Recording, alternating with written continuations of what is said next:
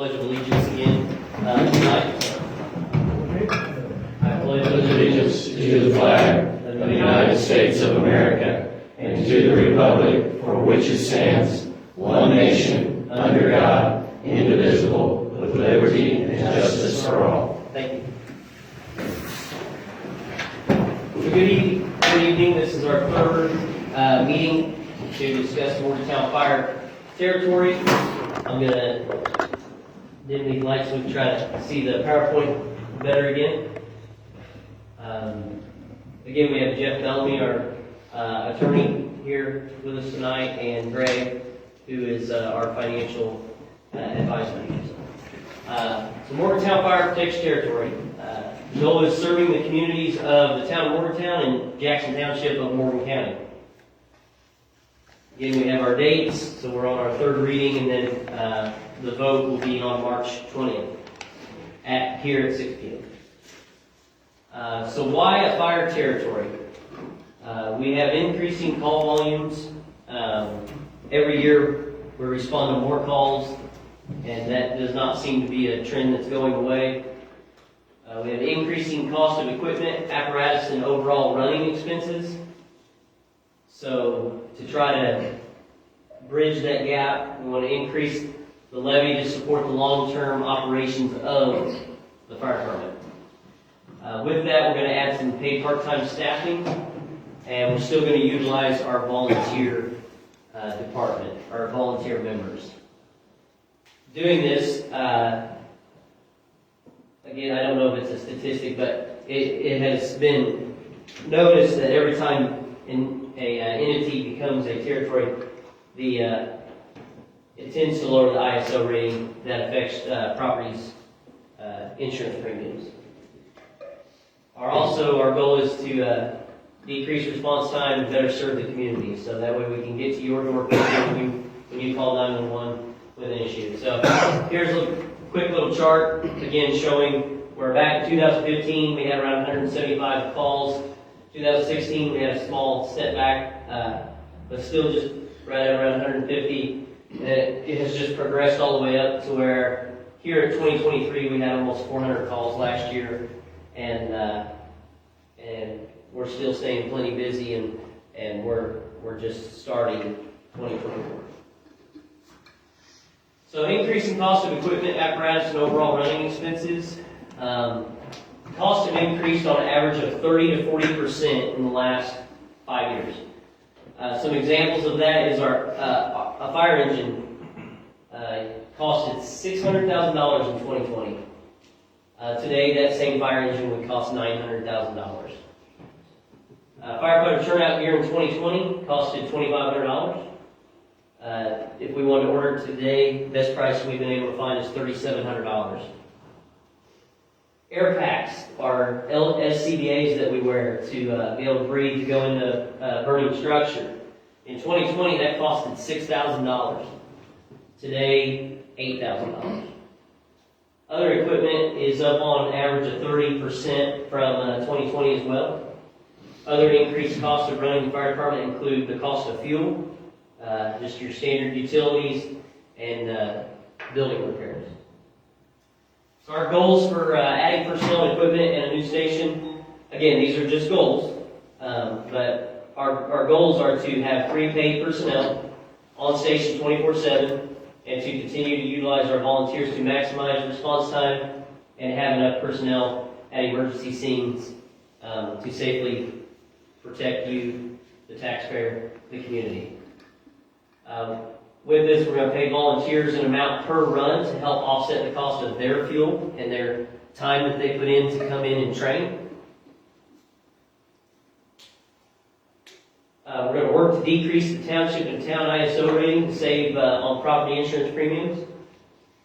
We're going to replace old and outdated apparatus and equipment. There is a goal that if we can, down the road, build a new centralized fire station. That way we can accommodate that ISO rating and be able to get everyone in that ISO 5-mile radius.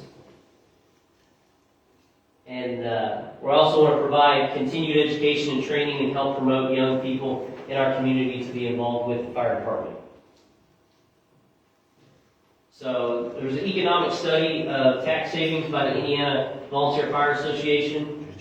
In 2020, a study done by American Economics Group Incorporated for the Indiana Volunteer Fire Association shows that if local government or state had to take over providing fire protection tax levy for Jackson Township, Morgan County, including the town of Morgantown, would increase by 146.94%. Our goal is to minimize that type of tax levy by creating this fire protection territory. And then again, this is a picture of that book from the IVFA where they paid to have this study done. So we're going to talk about potential property insurance savings because you've heard us say ISO a bunch. So the current cost of a home insured at $250,000 with an ISO rating of 10. Cincinnati Insurance is $1,606. Indiana Farmers, it's $2,122. Auto owners is $2,147. As a territory, I feel like it would be very easy to reach that number 7 rating when you have the paid staffing that's part-time and all the members training and stuff. That all is things, again, updated equipment is part of that ISO rating. That potential savings on a $250,000 home with Cincinnati Insurance, $1,349. Indiana Farmers, $1,635, and auto owners is $1,658. So you can see the significant drop in price of your insurance premiums if we get the ISO rating down with the territory. So planned staffing for the territory, again, we were talking about 3 part-time employees on station 24/7. That would cost around $527,000. $527,600.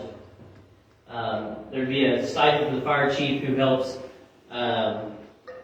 do paperwork and stuff, office work. Again, the assistant chief would be helping with that, and that would be a $2,600 stipend for that because of the extra stuff they're going to have to do. The volunteers, we've got an $18,000 budget set aside to pay them per run that they can go on, and that's staying at that minimum of 400 runs to accommodate being able to thank them for responding. And then employee benefits and taxes, $38,500. So other services and costs with the fire department in general. So utilities and communications is $23,600. Gear, $35,000. Training, $10,000. Insurance, $35,000. Fuel, $10,000. Small equipment, $20,000. Repairs and maintenance, $28,000. So we have a capital improvement plan. We have to replace fire gear at 10 years of age, as per OSHA and NFPA standards. We have to test and replace air packs per OSHA and NFPA standards. We also, part of our capital improvement plan is we want to consider buying a mini pumper to replace engine 162 that's out there. We also want to buy a pumper tanker to replace the current tanker. And again, that's due to different recommendation standards from NFPA, OSHA, and things like that. If feasible, we'd like to buy some property for a new building and possibly build a new centralized station to help lower the ISO rating throughout Jackson Township and the town as a whole. Again, that is a capital improvement plan. It's a goal that could take years to reach. The new building will need additional funding, not including the current budget. This can usually be done through a grant or a bond. Continued on our capital improvement plan. The capital improvement plans are ever changing. This can happen year to year due to the need of the department from the assessment and evaluation. So we encourage our community to attend events at the station to stay informed on what we're needing. All right, we are ready for Greg. He is our financial tax impact analysis. You'll be good. Yes, only so. Good Is there anybody new that wants my report? Because we have copies of it up here. And if not, you probably ought to come up and get something to eat, because I'm gonna take the next 2 hours and kind of go through the numbers. So, 2 hours. I was giving you a chance to run. So good evening, my name is Greg Garritos. I'm with Financial Solutions Group, and we specialize in municipalities, both cities, towns, counties, fires, territories, townships, you name it. So what I'm going to do tonight is go through the document that we are required to put together by DLGF and present. And we've already presented this twice, and this will be the third time, so hopefully I say the same thing. If not, let me know if I didn't. But we'll go through each of the pages and kind of talk about what the tax impact is, what the budget's going to be, things like that. So I'll start on page 1. Page 1 is Exhibit A, and this is the proposed 2025 fire budget. This is the budget that we kind of put together in a lot of teams meetings and trying to come up with the right size budget. So we put together different options, different levels, and this was what the group kind of agreed on as the proposed budget. On page 2, we're required then to show, what we'll do is take that budget and we'll kind of spread it over the assessed valuation of the proposed territory. This is the proposed territory. I wasn't even sure if you had showed it before, but on page 2, it is the assessed valuation of $315 million that is payable 2024, and obviously the assessed valuation will increase in the future. We do all of our calculations based upon that number.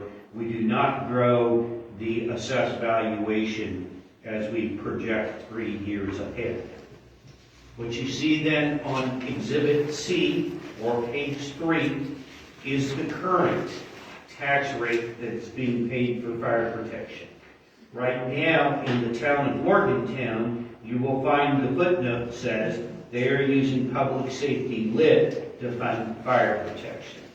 So in essence, they could use that in conjunction with what the fire territory is going to get, or it will free up that lit for other public safety needs in the town.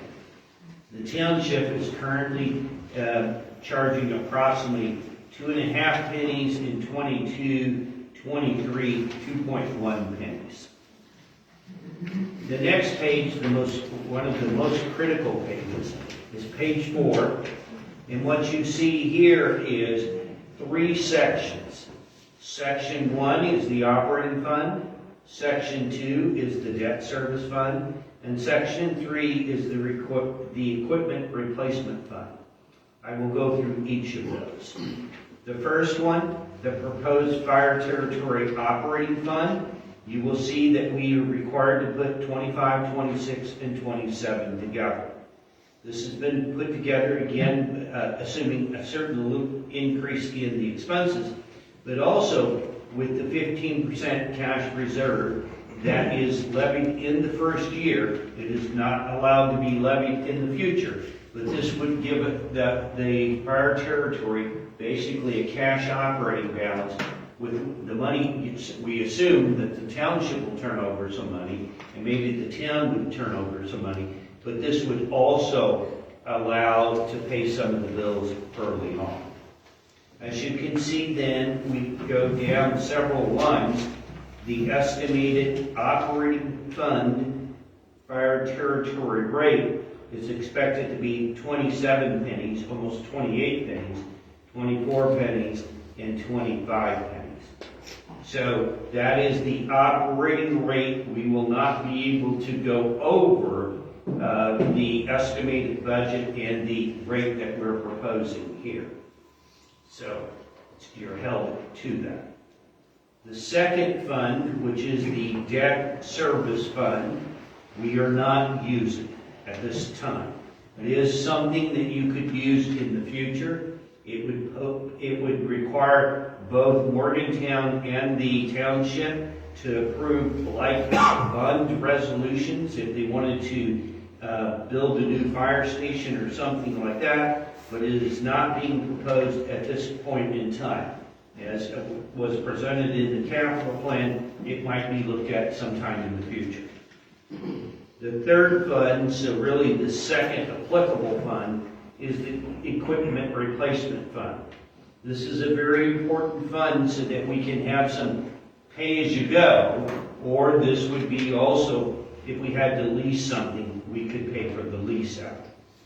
Notice that it has a budget of $113,000.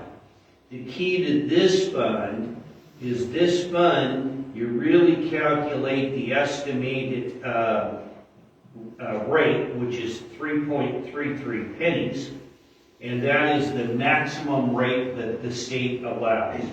That rate actually has been around for 25 years and is outdated, but you are limited to the 3.33 pennies. So what we do is basically work backwards, and that provides a $113,000 budget. So again, you'll be limited to really on this one, the 3 pennies. So if the AB goes up, we'll be able to go with 3 pennies. And you don't want to change that 3 pennies. If you go down, you have to reauthorize it, and both groups would, both the town and the township would have to reauthorize it. So it's a kind of a little bit of a nightmare redoing that if you do it and you have to have it done usually by April. So the 3.33 pennies is added in the column 2025. We add the 3.33 pennies to the 27.90 pennies and come up with a total of 31 cents. And as you can see then, in the following year, the next year, 2026, it's 28 pennies and then 29 pennies. Again, we're not trying to do any type of funny math. It's the cash balance or the cash reserve, and then the fact that there's some inflation factors used in the estimated budget. But it's holding the assessed valuation constant at the $315 million. So what we do next is we start setting forth the impact to the taxpayer of this new district. So what you'll see on page 5 is where we calculate the overall estimated district tax rate, the taxing district rate, with the fire territory in it. So we have a column that's labeled Jackson. Jackson's current rate is $1.38 for 2023, and then as you go, the state will eliminate the 2.1 pennies. You don't pay twice by being in Jackson Township, is what I'm trying to say. The estimated tax rate in year 1 would be 1.67, and so there is an expected increase of 21%. Will it be 21% for each? I'll be getting into some of the other numbers. It depends on where you are on circuit breaker. Morgantown, you will see that we will not eliminate a tax rate because they're currently using their lit, and they'll just free up lit, or they could use the lit for the fire territory. But you'll see a 15% change, and the reason why it's different is only because the Morgantown rate is higher. Okay, page 2 or page 6, year 2. Then what you see is a slight reduction of 1.76, 1.24. Again, that's because we are not double charging that operating balance. And then in year 3, you see a stabilization where it basically goes up 0.5%. Again, that's assuming no growth in the assessed valuation, which I believe in this area we will have growth in the assessed value. Okay, page 8. Page 8 is semi-confusing, but I'll try and make it simple. In Jackson Township, we have a current rate of $1.38. As you know, the residential homestead tax cap, that's the cap that applies to you as a taxpayer, not the town, but the tax cap on the actual ratepayer, taxpayer, is 1%.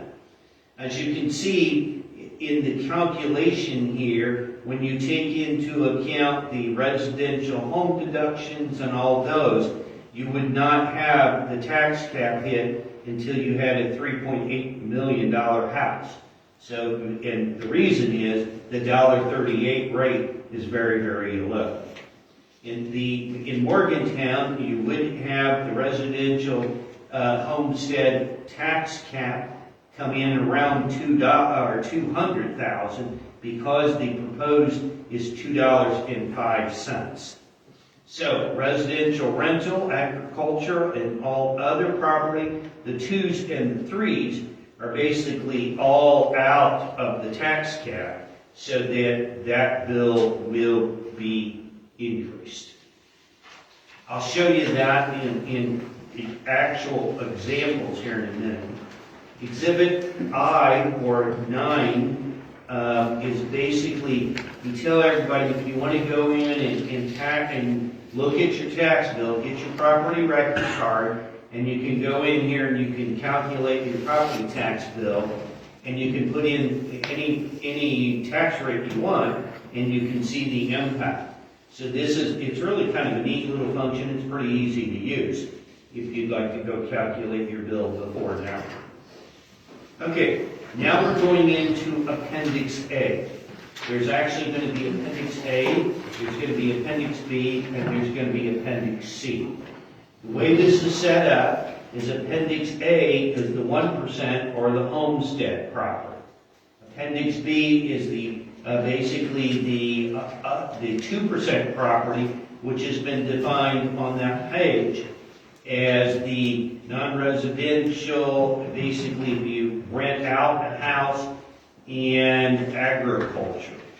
And 3%, which will be in Appendix C, is the commercial. If we turn to A1, what we will see is we will see the increase will be applicable in Jackson Township because no one is really paying at the tax cap at this point in time. Keep in mind the gross assessed valuation is really kind of what you think maybe your house might be worth. The net assessed valuation is what is used to calculate your tax bill. Keeping in mind you get a homestead deduction, you get those credits. So we use gross assessed value so you can kind of say, well, if my house is worth $300,000 or $100,000, you'll know what the impact is. And as you can see, for 100, it would be around $8 a month. And for the larger, if there is, larger homes, then it could be as much as $39 per month. Again, it is the 21% change. This is defined as an owner-occupied up to 1 acre. I know, like my house, it's out in Hendricks County. I have a very modest farm home, and the home's worth about maybe $100,000, and the garage behind it's worth $200,000, very large. And so that is taxed at a different tax cap than the residential property. So what I keep telling everybody, like in my instance, I have 1% property, I have 2% property, and you can even have 3% if you run something out of your shed, or I call it the he shed or she shed, out of your bigger building that's in the back. So you can have different levels of circuit breaker, 1, 2, and 3. And what I tell you is consult your own property tax bill. It'll be spelled out there. The auditor and the treasurer here in Morgan County do a really good job on that. So, here in Morgantown on A5, you will see that the lower homes will go up. After that, the people are already at their tax cap, so the bill would not go up. On Appendix B now, we've got to go look at all the non-homestead residential property. This is in Jackson Township. And someone asked me if you had a house upstairs and a business downstairs, and it was on downtown Morgantown, so to speak, would that have two different tax caps? And yes, it would. Especially if you lived in that residential unit, it would be considered your homestead if you declared it that. But if you rented it out and then you had a commercial establishment, it could have two different tax caps. And so, again, you really have to kind of dissect and look at those to really determine that. But here, we're looking at the farmland and the non-homestead residential. So as you can see here, it would go up 21% in Jackson.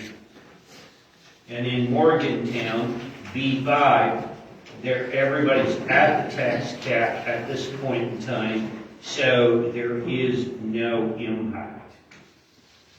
On C, you see now this is the commercial. The commercial on C1 will go up to 21%. On C2 in Morgantown, or C5, Morgantown will go up 15%. So all the commercial properties will go up because they're not at their current tax code. So that's kind of how we have to break it down between the three classes of property. We don't do mixture property because you could basically end up doing all kinds of versions on that. And that's not what the state wants us to show. The state wants us to show that the tax bill will go up if you form it, that's obvious, and that, you know, how that affects people. So that's what we try and show. After that, then we put together the schedules that are required by the DLGF, the estimated local income tax. So what we show here is basically, this is a calculation according to 36-8-19-7.5. I'm not trying to play lawyer on you, but this is something we have to show the state of Indiana. And basically, what the state says is we'll run the numbers and we'll hold the township and Morgantown from being harmed. We'll keep them from being harmed, but in some cases they may actually get more. And then what we do is show on D2, there will be additional lid. Now, I usually get the question that comes in, so there'll be a little more lid coming into Jackson and to Morgantown. If all of your numbers work out, and it's not because we increase the income tax rate, right? Because the county has to do that. We can't do that. The town can't do that. The township can't do that. So it's just distributing the same dollars over the different levies. So this assumes that nobody else's levy goes up other than yours. And some of the levies could go up, you know, they might do a fire territory too, or they might do a bond issue or a capital, some type of capital. And so this just holds it in isolation, not knowing what Baker Township might do, if anything. So on the next one, then we show public safety lid, and there's different income taxes. You really just pay one income tax, but it really is divided up in different buckets by the state of Indiana and by Morgan County. And so it's required to go in what I call the old buckets, which is OCAD, lit, and economic development. And so we also are required to show the vehicle excise. Again, your license plates are not going up because of the fire territory, but we're required to show these. So that's the presentation. I went a little quicker than 2 hours. So I'll open it up for any questions that you might have. And again, there's copies up here if you want to take them. If not, then I'll turn it to the We're ready for question and answer. Did you have anything you wanted to share, Ted, or Mr. Bowman? Well, this is our last public hearing. Congratulations to those of you that have been here since the first public hearing. What we told you did occur. We were going to present the same show 3 times, and we've done it. That's what the state requires. So God bless you, and thank you for enduring all 3 acts of the same show. The next show will be different. You won't hear either presentation. We won't present either item. But what we will need to have happen is have both the township board and the council present, because you're allowed to talk across each other and ask questions of each other, and ask questions of Chief, and ask questions of Greg or I about anything you guys want to discuss. And if everything is fine, you don't have to engage in discussion if you feel strongly that you've got the information you need, but you will then entertain motions to accept what's been presented and to accept either an ordinance for the town or a resolution for the township to adopt this fire territory. And I will have those documents available. I have drafts now if you want them. And then also to enter into the interlocal agreement, which is the linkage between the 2 units and how you will operate the territory. That is not the contract with the department. That territory board will then work together and come up with the contract with the department. But this is what will be necessary to set up the territory. If all of that is copacetic and 2 do pass motions go forward and both adopt either resolution or an ordinance, then we will have a short hearing, which Greg has really already done 3 presentations on the equipment replacement fund. The equipment replacement fund is not automatically included in this because township, you may already have a cumulative fund. Town may already have a cumulative fund. Just the same theory as what Greg has said, when he takes out that 2 point whatever cents, they're going to go into the computer and click and turn off the cumulative fund so you don't have the 3 1/3 penny going if you have a cumulative fund now, and they will turn on the 3 1/3 pennies for the equipment replacement fund. It's almost like changing the nameplate. We will slide out the name Fire Equipment Building Replacement Cumulative Fund and slide in Equipment Replacement Fund for the territory. But we do have to go through that, and there is a separate notice that is running for that now. And Jeff, if I may clarify, for the Morgantown, they do not have a Cume fire. Okay. So I don't want them to get confused that it will not affect their Cume Capital Development Fund or the Cume Capital Improvement Fund. Those are separate and apart. Fair enough. I don't know what the stack is for each unit, but you are going to have a fire, what amounts to a fire cumulative fund. They just call it a territory equipment replacement fund, and they serve the same function. So we'll do those 3 things. If both agree that they want to join the territory, we'll move to the 3rd thing. So we need at least 2 township board members to say okay, and at least 3 council members to say okay, and then we'll move into the equipment replacement section, and then at least 2 township board members and 2 council members to say okay to approve that. I'll have the documents, and we'll have, if everybody approves, it gets to be kind of a fun little chaotic party, and I won't let anybody out the door until I have enough papers signed to the point that I'm satisfied. So we'll make sure that gets done on the 20th. So any questions you have, we're happy to answer them, but we will not be doing these presentations again on the 20th, and we will not be taking Q&A from the public. We will advise the bodies that have to make these decisions. We'll answer all your questions if you're on these boards or council, but we're not going to take more public discussion.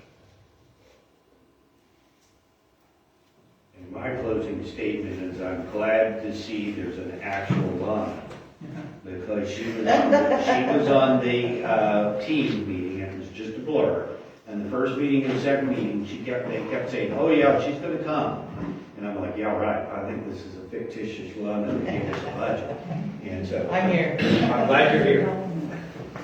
So again, this is our last reading. We thank you all for being here, but we definitely want to try to clear up any questions and answers if there are any involving the territory at all, that we can try to clear up. Oh, one other question I have, or wanted to everybody to know is, I saw your fish fry signs coming into town everywhere. Don't give those up. Those are really valuable, even when you have a territory. Oh, yeah. A lot of times I get the question, well, will this end the fish fry? No. And we still sell ice cream. Right. And So, that just helps more in the future. so, And Jeff, you said you had preliminary documents that you could send the town and the township. I've got, anybody wants them, I can send, I've had them all sessions, I have to have them all sessions, but unless anybody asks, I save a few trees. Garitas likes to put a few cords of wood through the printer, and so he brings extra stacks down, but I have them. So if anybody wants them, I will distribute them. Those are not up for, I noticed, I'll go back through them one more time just for copy editing. I noticed even one thing here tonight. Those are not up for editing. They have to be mirrored, they have to be the same. They, you know, other than changing, this is the town's ordinance and this is the township's resolution. I have had other units, not you, where their attorneys, one was over at the county seat and one was over at the town, and they weren't always the best of pals, and one wrote it one way and one wrote it the other, and the DLGF said, get out. They don't want, you know, your version and your version, they want the version, and they must mirror. So I'm happy to get them out to anybody who wants them before, but we're not changing hyphens and dashes. It's going to be that way. So same thing with the ERF ordinance and resolution. They are going to mirror each other because the DLGF is not incredibly creative on those things, but they will go down the checklist and it will make, and they will kick it out if it doesn't. So if you get those out to, say, the town and the township, and they have questions about them, though, you can review those. and- They're already out. They're already out. Mr. Robbins has had them since the first meeting. But if anybody from the township wants them, I'm happy to give anybody extra copies. Yeah, Happy to do Bill, it. Bill needs one. Okay, get with me after. I got a question, I guess, it come up in a meeting I viewed online in town, Dave, and their attorneys seem to be questioning the town's actual control of all this. I don't understand where they come from, because the town really had no control of the fire department to start with. It's not owned by the town, it's not owned by Jackson Township. They either sign a contract for fire protection every year, or they don't. So I'm just curious on, he supposedly said he was gonna talk to you, I'm just curious if there's been a resolution made in that. We've had correspondence and we've made some adjustments to the interlocal, so there's more township board members and more counselors on it. I can't change the code, and he and I have, you know, some difference of opinion, and that doesn't make anybody wrong. Here's how I see it. I've done, you say, Jeff, you did 10 of them, great. You say I've done 20 of them, great. I quit counting a while back. Districts or territories. The provider is not the boss. The provider has to clean the stalls. The provider has to do the back office grunt work and make sure things get turned into Gateway and make sure all those fun steps of, oh, you know, you wake up, I call them the 3 a.m., you know, anxiety. You wake up, did I hit send on this to Gateway on October 31st? Because you're dead duck on November 1st if you haven't turned in your budget. So you carry some weight on this. And we have made some changes that this territory board, which will have, at a minimum, 2 elected township board members and 2 counselors on it, so people with skin in the game, will have insight on helping the department develop this budget. And then the territory board will then adopt that budget and turn it in within their budget. This is my term and no one else's. This is not, you go look this up in LexisNexis or Westlaw or whatever, you know, the lawyer's talking about faithless providers. You'll never find it. If you have a provider unit that has lost faith, you have a faithless provider and they don't turn in an approved budget, or they reject the territory's approved budget, or they reject their partner, I ask you, how many times can you go out on the corner and slap your spouse and get away with it?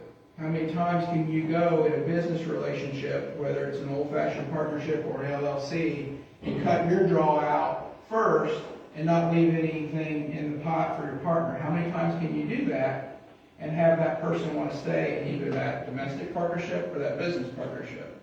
Both have the same equally balanced remedy. And that remedy is in the first quarter of the year, after you perhaps are not seeing things being done the way you want in a budget cycle, I'm out, I'm done. We've had some discussion as to whether or not that's an adequate remedy. Unfortunately, you know what this is called? This is what the ladies have named my document. There's only one in the state. I go asking for it, they finally put a sticker on it. It's the Fire Bible. That's Jeff's Fire Bible, and that's all kinds of chunks of statute and cases and codes and all these things. There's not a middle course. There's not a third way. There's not a, well, you didn't treat your partner right, so you're going to pay a $500 fine, or you're going to go and you're going to get a reprimand or whatever. It's a partnership. You're all adults, and nobody's making you do it. It is not compulsory. It is complementary, and it's a collaboration. So, you will have documents that conform to the state. You'll have documents that, if you all accept it, will give you the means to have. Budget's one part of it. You're going to have 5 folks on this board that can talk about fundraisers and his mini pumper. And oops, we had a vehicle totaled. What are we going to do? Someone fell off a ladder. Someone pulled a ladder out from somebody. Somebody went into transport and said some things they shouldn't say about the Mr. or Mrs. they were transporting. Somebody touched somebody in a way they weren't supposed to. Touched somebody, several somebodies in a way they were supposed to. I'm making them up. I'm just kind of flipping the Rolodex of this file, and this file, and this file, and this file. They don't need me unless those things don't happen. And you guys get together, and all of a sudden, budget's not the only thing you'll ever touch. You'll be dealing with lots of things. You guys will have a very unique situation. You'll have this interlocal as to how you guys work together, and you'll have this one line down, and it's the contract with those guys. And then you'll have to get into that next phase together of how do we talk to chief about when those things happen? What is our way to work together with the chief when those instances happen? What are we going to do to rely on chief in issues of discipline or merit? How are we going to, when are we going to start seeing a budget? Because you will have some units that will roll in and go, well, it's, first week of October, here's my proposed budget. Last week of September, here's my proposed budget. That's not working anymore. Getting these things done, kind of introduce late summer at least, so you can start having these discussions. And I just think you've got a really conscientious department. You've got guys really squeezing the most they possibly can out of the volunteer model to get you the best result they can before they have to do what perhaps is becoming not necessarily inevitable but likely in the state, and that is pay part-time and full-time shifts. It's moving that way, and every time, yes, we see the same report all 3 times. That doubling in 9 years, I know he's thinking about it. I'm thinking about it just looking at it. You double again in 9 years? Or is it just going to go on a similar kind of rate? Or are you going to start creeping up from there? If you double again in 9 years, this control factor, I think it's overblown, and I'm kind of going on about it because so often when people are looking at their first territory, they're like, oh, I can't believe the provider's going to boss me around. There's no boss. There is no boss. There is a collaboration among willing parties who have looked at a mission and said, if we don't get together and work on this, it's going to run away with us and we're not going to have fire. Absolutely. And I can tell you this, it's just down the road. Lawrence County in southern Lawrence has had 2 departments close. And they just closed. There's nobody there anymore. So, and they're confronting those issues. So, really impressed with your volunteer corps and going, no, we're not going to come to you with $2.5 million and say these are all the guys that are going to be on all these shifts and all that. They're making the most of the volunteer model that they can. So, long answer to, I think, something that's been cooking. We are making an interlocal to where both bodies, as strongly as they can have input and say in this budget. But at the beginning and end of the day, and on every day, it is a voluntary partnership and collaboration, and it is not a shotgun wedding. Anybody can leave at any time. And also keeping in mind that the first 3 years' budgets are already set. They're pretty set. You, like I told you, you can move a little bit between the 100s and 200s to 300s to 400. And budget people know what I mean by that. But, you know, in total, no. And two, a lot of times people will look at these numbers, and we try to explain it as much as we can in each step. We're setting a new maximum levy. You don't have to go and go to the chief and go, hey, are we ready to buy these things? I don't think this thing's gonna be online for another year or two, you know, whatever, but we'll be ready in year 3 or 4. Okay, great. I guess we have to spend it all. It is not, you know, federal accounting where if you don't draw the last dollar, they're gonna say, well, they didn't use it all, they have a slight surplus, so we're gonna draw them down. It doesn't on that. And that might be wise tale. I don't know if federal accounting still goes that way anymore, but. Yeah, so you look at those things and go, we don't have to spend exactly this amount in year 1. In fact, you should. Right, you may.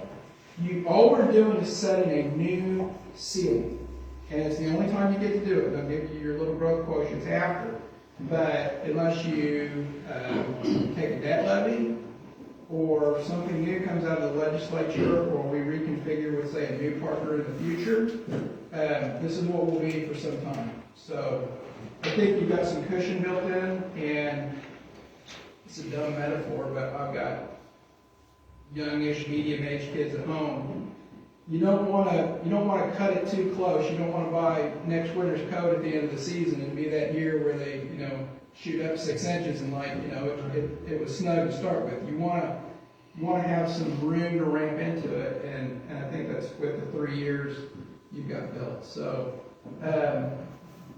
And then even someone asked at Fairland, they said, you know, can we, after the fact, while we're putting the budget together, you're welcome to give me a call. We'll help you through some of it. Obviously, if it gets too much, we have to send you a bill.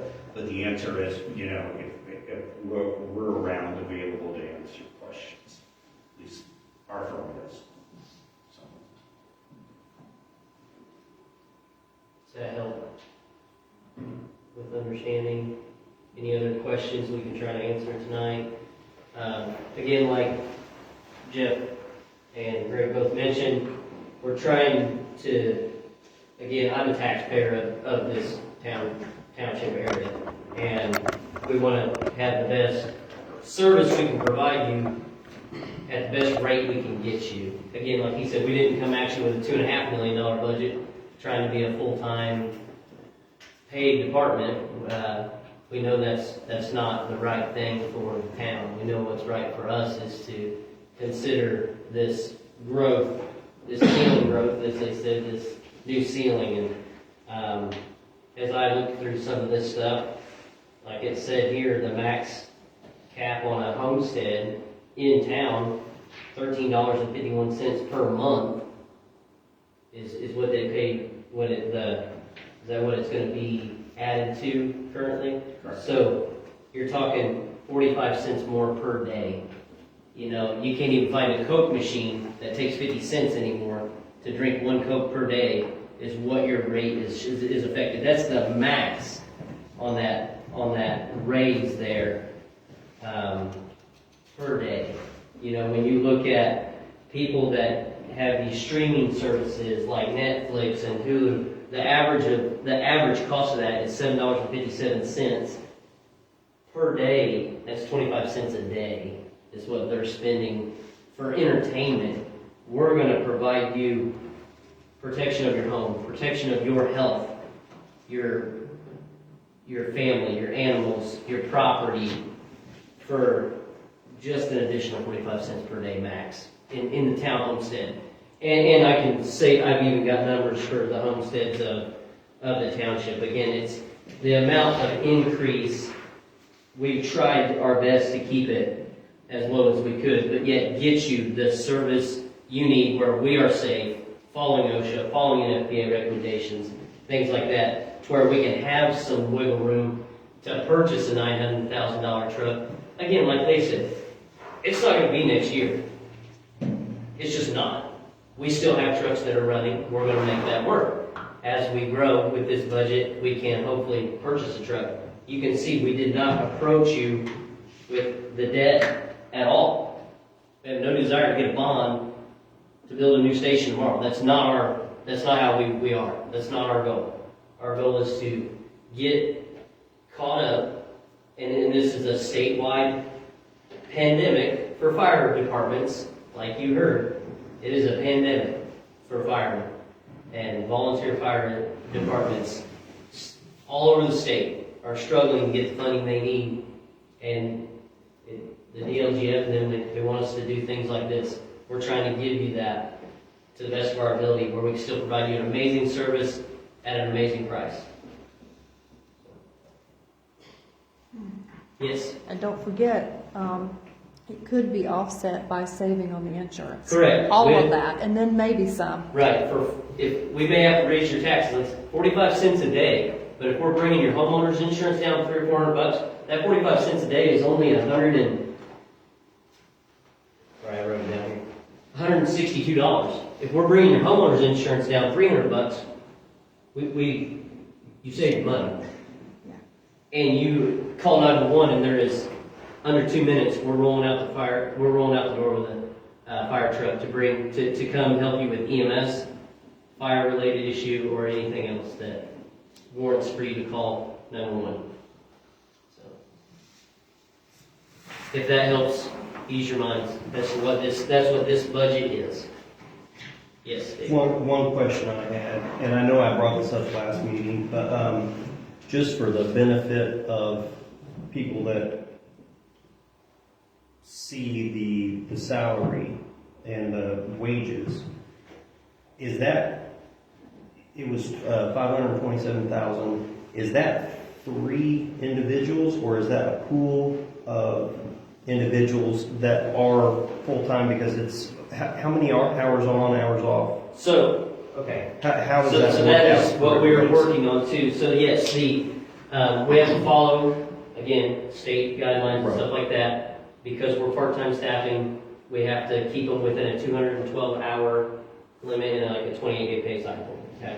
So you guys can work part-time, 12-hour shifts or 24-hour shifts, as long as they don't exceed that rate. The hourly rate is affected by if you are truly certified EMT, firefighter 1 and 2, stuff like that. Because whether you're a volunteer or not, you have to meet state guidelines. You have to be certified whether you want to be or not. We have to come in here and train, whether we want to or not. We have to take time out of our life for this place. That's through the training. So that all is figured into that budget, where if, Clayton's working, Vice is working, so they get an hourly rate based on their certifications. They're actively training, that's helping your ISO rating. Them being here, getting out the door in under 2 minutes helps your ISO rating. Having current SCBAs that are within 15 years of shelf life helps your ISO rating. Right. Ladders being tested, ISO rating, stuff like that. That's why you see all those maintenance things with a healthy number. Correct. We have to bring a company in to put weight on those ladders and test them. We can't do it. We have to have a third party come in and sign a piece of paper and go, I'm saying that that's good for a year. Right. And to answer your question, it'll be a pool of people. That's It'll be a pool of people, that- yes. that's what. It has to be yes. part-time. Yeah, it has to be part-time, Because if you so have there's gonna be- full-time, you have to pay the I benefits didn't want someone and perf that's and other things. right. That Someone costs that's more money. viewing from the outside be like, hey, we see you're hiring 3 guys, and they're getting $527,000 for No, 3 guys. No. That's not That's how possible. it Yeah. could be No. construed, though. Yeah, but no, like our volunteer Yeah. guys, like. And keep in mind, it's 24/7, Correct. 365. It's not a Right. 40-hour week like Right. most people get. In our town and township knows a lot of the volunteer firemen. They know Right. me, my brother, they know the Smith family. If they're a volunteer here, but they can also be an employee that's working that 12 or 24-hour shift. Correct. That's going to help them be able to come here, keep up on their training, keep up on their certifications, to pick up that shift and stuff like that as well. Right. And they're gonna get paid at an hourly rate, again, based on their qualifications. We're gonna continue to have training, so we have a training budget, Right. so we can make sure we have the minimum, an EMT and a couple firefighters. and So in stuff, other to give words, them their some- EMT. Some of our part-time people will be dual role. I mean, they'll Correct. be Yes, volunteers correct. at times, they'll be paid at times. I just don't want That helps someone keep to the view cost down. the slideshow and they see, oh, you got $18,000 for all your volunteers, and then you've got 3 people with $527,000. Correct. Just That is so to- that is everybody to knows cover- it's not just for Right, the the 3 guys. $527,600 is to cover 24/7 coverage, January 1, December 31st. You can sign up for 12-hour shifts. Again, volunteers can do that. Obviously, if a volunteer is working a 12-hour shift, doesn't run, they don't get a paid per run because they're actively working as a employee of the territory or of the department. So, and that is part of why that chief and assistant chief position is because we have to collect that data, share it with the provider to make sure that's all being recorded properly for Gateway. And I know one of the main reasons why we use the township as the provider, they willingly agreed to it. It also takes a little burden off town because you guys have more budget things than the township does right now. So you guys, collect water and sewer. You guys pay out for, police department, So we're like, take some of that burden off the town. The township helps. We have your 2 board members, we have township 2 board members, we have an at-large position to help make sure they're happy with what we're doing. Again, we present. But again, if we have other issues that aren't money related, we have to bring it to you. Like he said, could be anything from a work comp issue to a sexual harassment issue. Does that help clear up your question? That clears up everything. Okay. So, appreciate that. And again, 24/7 coverage. Yep. And 3 people is to try to accommodate OSHA and NFPA standards recommendations because to be safe, because we don't want to set up something that is not safe. Guy can drive and pump the apparatus if we have a fire, 2 in and 2 out.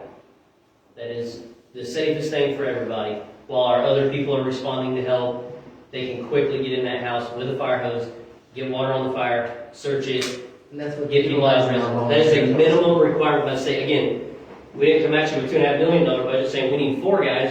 We're gonna make what we can work with the minimum to be safe.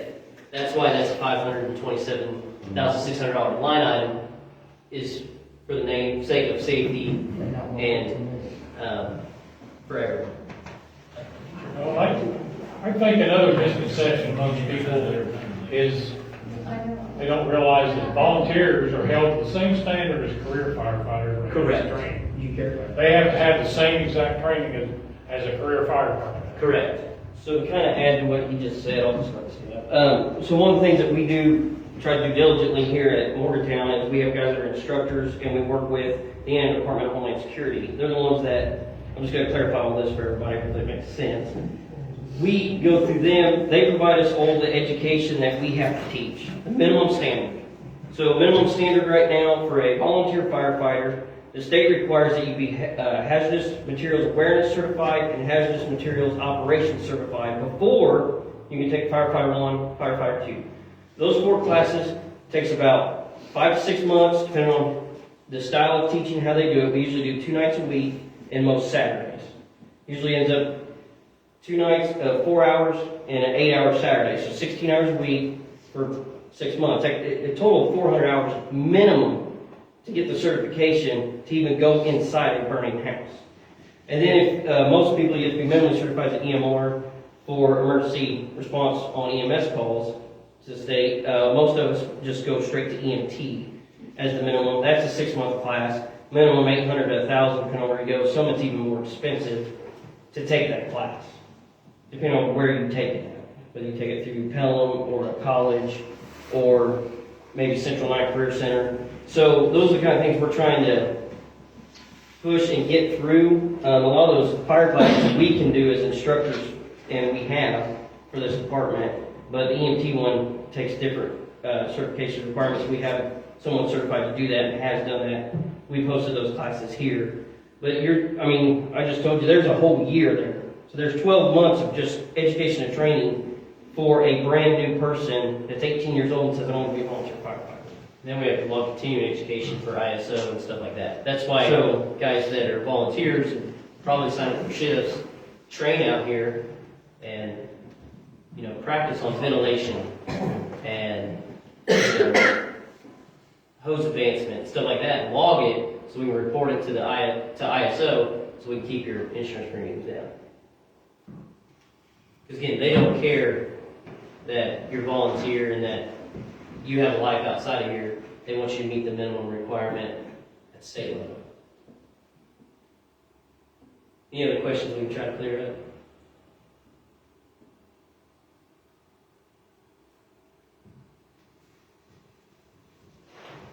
Are we ready to close this meeting?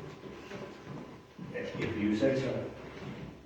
Once again, I can't thank you all enough for coming out and hearing us. Thank you for being a part of this third meeting. We'll see you all back here on March 20th for the vote and decision. Have a good night. Grab some snacks if you want.